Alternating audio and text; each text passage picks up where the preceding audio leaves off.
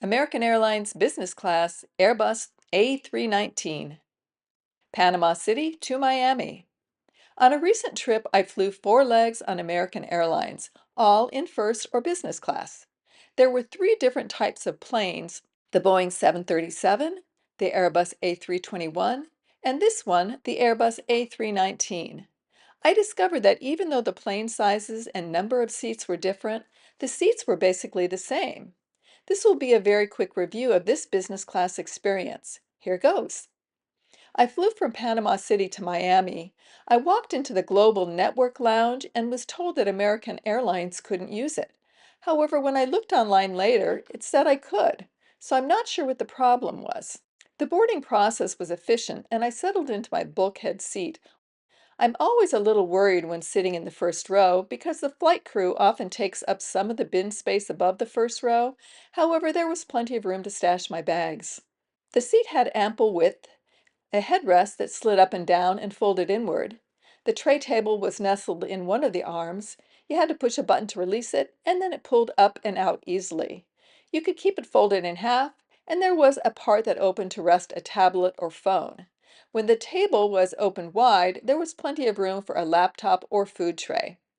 Between the seats was a center console, which had a small storage area and an international outlet for you to plug in electronics. On this plane, as well as other American Airlines planes I flew, the seats do not have television monitors. You are directed to use your own phone or tablet to stream content from their system. American provides free Wi-Fi in order to do so.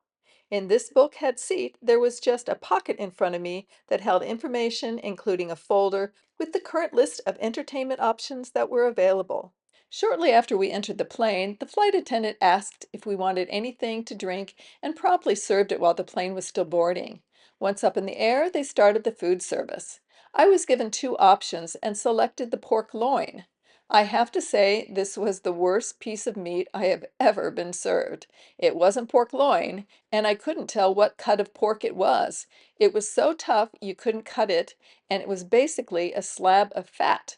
I tried to find any piece of meat to cut from the chunk, and it was all inedible.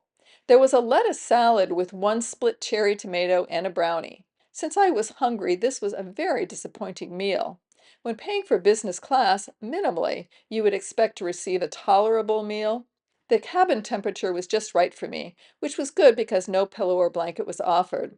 The plane took off and landed on time. It was an uneventful 3-hour flight. So that's my very quick overview. After flying four legs on American, I'm not sure I would choose them again if I had other choices.